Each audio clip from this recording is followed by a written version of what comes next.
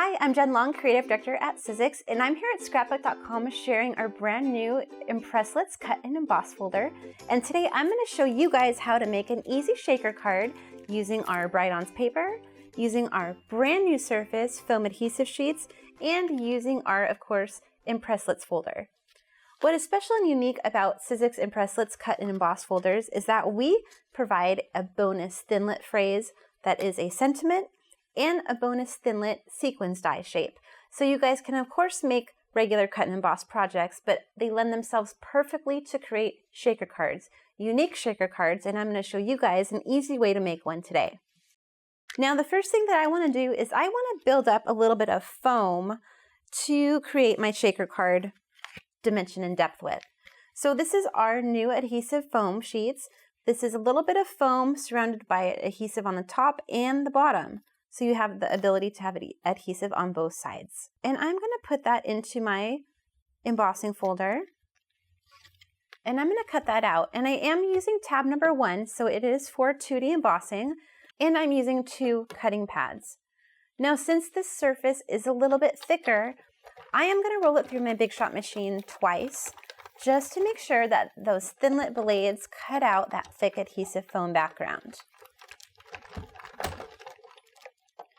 So we can take this, once you remove your adhesive foam from your embossing folder, you can see how look how easily that pops right out.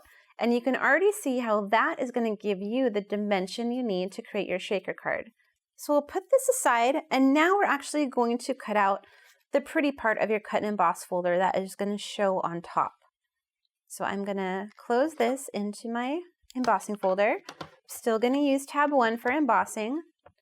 I'm going to build my sandwich using 2 cutting pads, and I'm going to roll that through my Big Shot.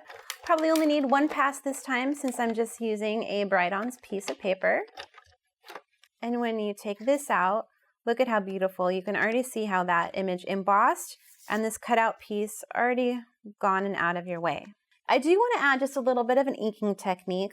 Of course, inking is always fun when we're using embossing. And I'm just going to take a little bit of blue, and I'm going to start to give kind of a gradation pattern, just hitting the blue on the tops of the edges that have been embossed and are rising above the level.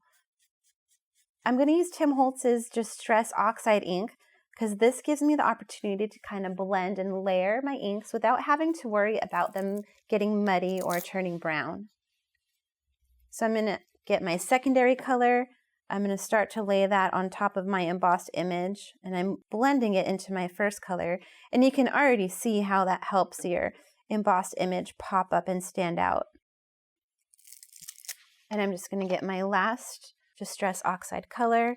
I'm going to bring it down here and pop out my bottom edges, and you can see how that blue gradation really adds a lot of charm to this embossing folder. Now we're going to create the part to actually get the base of your shaker card going. It's very easy, but there are a couple steps in there, so I just want to be really detailed with you guys. Remember this piece, this is our adhesive foam that we cut out in the first segment, or the first part of this video. Look at, I'm going to peel all this off and just discard it. And I am going to place a piece of transparency paper right on here. This is already adhesive, it's ready to go. I've just trimmed down a piece of transparency paper to be the same size as my piece of foam. And I'm going to lay that right on there. Now all I'm going to do is take a little bit of adhesive, and I am going to go all the way around on my piece of cut and embossed paper. So I put a little bit of adhesive, and I am now just going to line that up and stick that right on top of my working foam embossed and cut image. Now is the fun part of adding the sequins. And where do we get those sequins from?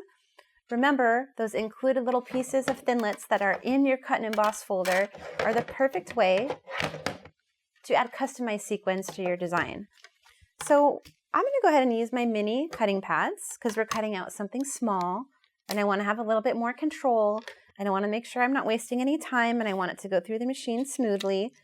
And I'm going to use some of my pink Bride-Ons paper, and I'm going to use some of my blue Bride-Ons paper and cut out some of my custom made sequins.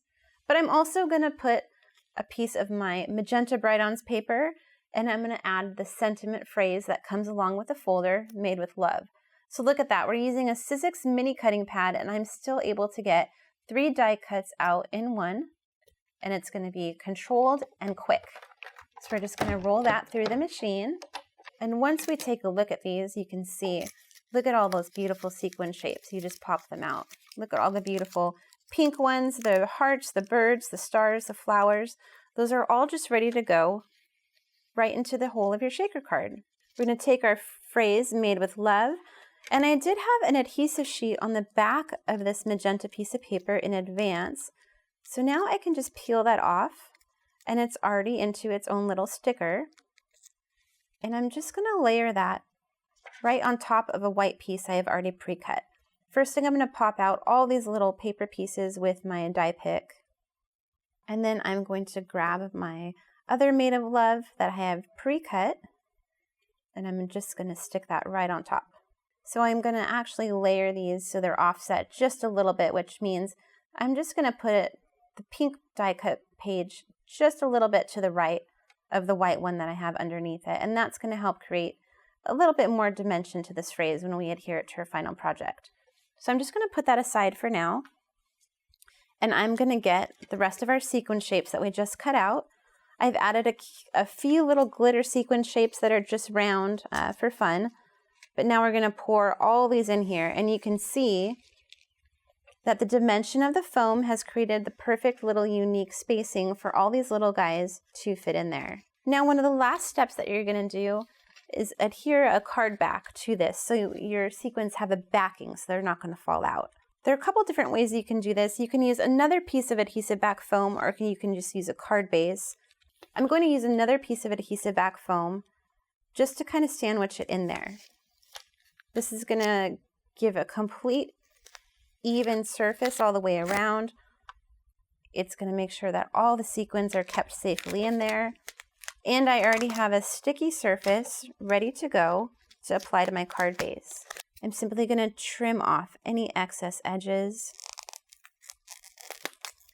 And I'm going to stick that right on front of just a folded piece of cardstock. And look at that. We've created a custom sequin shape. We've created a nice little window for all these to be seen by adding our transparencies. And last but not least, we have our bonus thinlit phrase, made with love, that we cut out on adhesive back paper. So it's just going to, again, act like a sticker and stick right onto your transparency. So like I said, the perfect way to create an easy shaker card with a custom made shape, custom fallouts, custom sequins, and a final sentiment phrase to wrap it all up.